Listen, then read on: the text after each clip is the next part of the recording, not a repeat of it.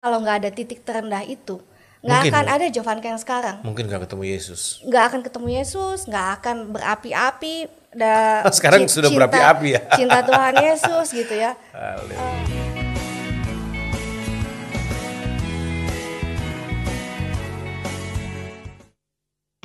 Shalom sahabat kasih, kali ini kita akan berbagi kesaksian. Jovanka Mardova menjadi pengikut Kristus. Buat kamu generasi 90-an pasti sudah tidak asing lagi dengan sinema komedi Bajai Bajuri. Kalau kamu adalah salah satu penggemar sitkom Bajai Bajuri, pasti nggak asing lagi dengan tokoh bernama Debbie, si teman Oneng bukan? Ya, tokoh bernama Debbie itu diperankan oleh Jovanka Mardova. Lepas membintangi Bajai Bajuri, nama Jovanka seolah tenggelam dari dunia hiburan. Tak pernah terdengar kabarnya diketahui wanita kelahiran Praha Ceko 21 November 1978 ini sudah membangun bahtera rumah tangga dengan Eugen pada 20 April 2000 silam. Dari hasil pernikahannya, Jovanka dikaruniai 3 buah hati, Denny, Nad, dan Sasa. Dan kali ini kita akan mendengar pengakuan Jovanka yang sekarang menjadi pengikut Kristus. Agak beda ini. Berani memutuskan bahkan mau kehilangan segalanya demi Kristus Yesus Tuhan. Ya. Haleluya. Amin. Bisa cerita kenapa Anda jadi Kristen, Jovanka? Ini ceritanya sebenarnya udah agak lama ya, sekitar tahun saya terima Kristus itu tahun 2009. 2009 itu titik terendah hidup saya sebenarnya. Titik terendah hidupmu, oke. Titik terendah, saya bilang Titik nadir istilahnya.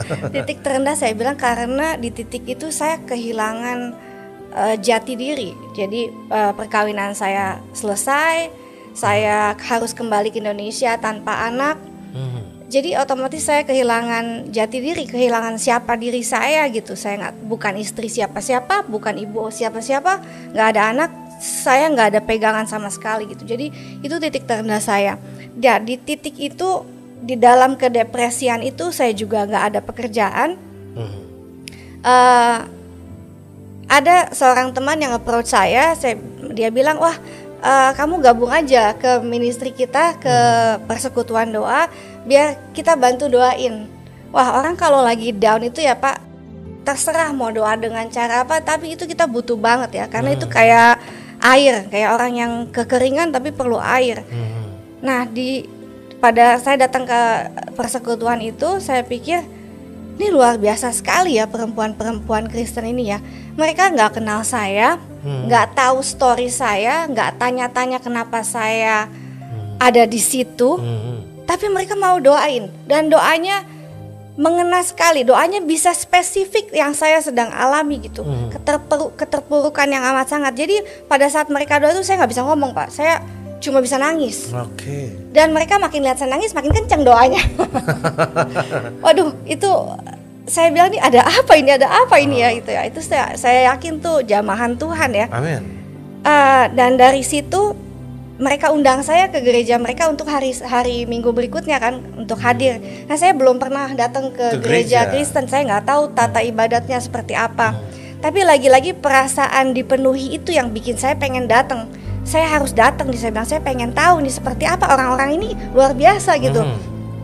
Mereka mau doain strangers dengan sepenuh hati. Doakan strangers, iya kan? yang karena tidak tahu histori teman-teman Jovanka itu saya. bagaimana. Betul, tanpa mereka kepo, tanpa mereka tanya ada apa nih, kenapa, tanpa menjudge situasi saya, mereka mendoakan saya. Tahan dulu, ini penting, tanpa kepo, tanpa menjudge, dan ini yang menjadi semacam ketertarikan.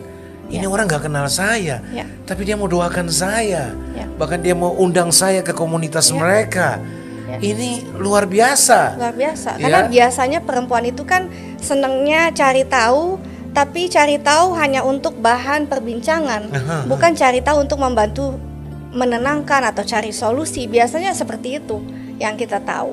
Jadi menurut saya, wah ini ketertarikan perempuan-perempuan Kristen ini dahsyat gitu. Perempuan-perempuan ini dahsyat yang mereka lakukan, bahwa mereka bisa menarik seorang dari luar untuk dinaungi, disayang. Saya merasa begitu disayang gitu Pak, di antara orang-orang yang saya nggak kenal. Jadi kan aneh ya. Saya pikir, dan begitu saya hadir di gereja itu juga seperti itu. Yang mengundang saya nggak datang Pak. Jadi bisa bayangin saya bingung kan ya. Tapi di dalam kebingungan itu saya kok nggak mau pulang. Saya mau dengerin terus. Dan begitu Pak Pendetanya bilang, oh ya sekarang bisa berdiri yang sedang merasa kesesakan. Karena saya sesak, saya berdiri kan Pak. Saya nggak tahu apa yang akan terjadi berikutnya. Ternyata setelah saya berdiri, wah tangan-tangan banyak sekali ke saya, doakan saya Pak. Wah saya kan jadi makin terharu ya Pak. Ngalirlah itu deras air mata saya. Lagi-lagi semakin saya nangis, semakin orang kenceng gitu doanya. Dan getarannya tuh, aduh saya tuh nggak bisa berhenti nangis Pak. Sampai saya tuh sesak napas. Saya bilang, ya Tuhan ini tolong stopin nangisnya karena saya udah mulai sesak. Dan setelah saya menenangkan diri, lagi-lagi orang lewatin saya, pegang pundak saya, dia bilang, sis, God bless you ya sis, ayo oke. Haleluya. Aduh tuh Pak, kalau buat orang yang nggak punya apa-apa dan ada di titik terendah, itu ulasan namanya, elusan aja itu bisa bikin nangis loh Pak. Itu kasih itu luar biasa. Jadi Anda sebenarnya dimenangkan karena jamahan kasih. Yes. Exactly. Nggak ada yang pernah khotbahin saya, nggak ada yang pernah ajak-ajak apapun. Tapi itu pure, saya jatuh cinta sama kasihnya, dan itu kasih itu nggak bisa lagi saya tolak. Jadi waktu Anda mengalami yang namanya perhatian kasih, itu kemudian Anda terenyuh ya, dan sampai pada seperti yang diceritakan tadi bahwa Anda masuk di gereja dalam, boleh dikata, kehampaan. Ya. Dan dalam titik nadir yang Joe cerita itu ya, sudah kehilangan segalanya, tidak punya apa-apa, dan mau hidup ini mau apa. Yang mungkin saja juga terlintas pikiran bunuh diri dan lain sebagainya. Betul, karena kan dipikir untuk apa gitu ya. Karena perempuan kalau nggak ada status, nggak ada pekerjaan, hidup buat apa kalau nggak ada purpose. Itu yang kuncinya, purpose ya. Kalau kita nggak punya purpose, ya memang kayak orang kehilangan semuanya gitu, kehilangan akal, kehilangan hidup nggak ada artinya. Benar. Jadi masuk ke gereja dalam keadaan kayak gitu Pak. Wow, luar keluar biasa. Dari sana saya penuh sampai saya susah napas gitu ya Pak. Benar. Secara teknis itu kayak deskripsinya seperti itu. Saya ke parkiran itu harus supaya saya bisa nyetir. Itu pertobatan yang menghasilkan duka cita. Dalam Alkitab bilang pertobatan sejati yang datang dari Tuhan itu menghasilkan duka cita rohani. Kita betul-betul nangis, kita betul-betul nggak tahu bilang apa. Tidak ada lagi istilah bilang, aduh gue kelihatan berantakan nih, nggak ada istilah mau pencitraan diri lagi. Hancur, betul-betul hancur, cuma tahu nangis di hadirat Tuhan. Betul banget Pak, sekali loh Pak. Semua kesusahan yang saya alamin 10 tahun yang lalu itu saya syukurin dengan amat sangat. Karena kalau nggak ada titik terendah itu, nggak akan ada Jovanka yang sekarang. Mungkin nggak ketemu Yesus. Nggak akan berapi-api. Sekarang sudah berapi-api ya. Cinta Tuhan Yesus gitu ya. Itu semua karena pada saat Tuhan menjamah saya dalam keadaan kosong. Kalau orang kosong kan bisa diisi ya Pak.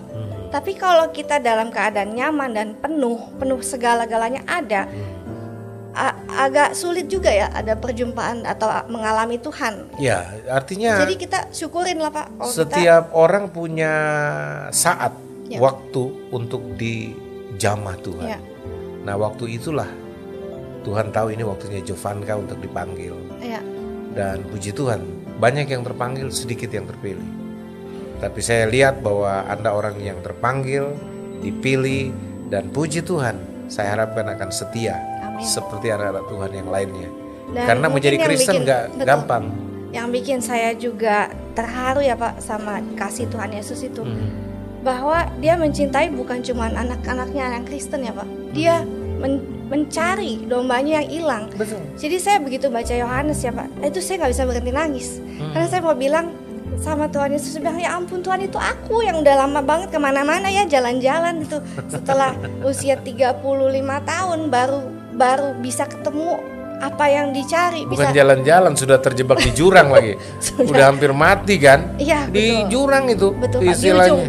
Udah di ujung ya, Pak. Di gambaran dalam perumpamaan di Alkitab itu, gembala yang baik itu meninggalkan 99 ekor domba yang aman di kandang, Betul. lalu bertaruh nyawa untuk mencari seekor satu. domba yang terjebak di jurang dan terancam binasa, yang namanya Jovanka Mardova. Amin.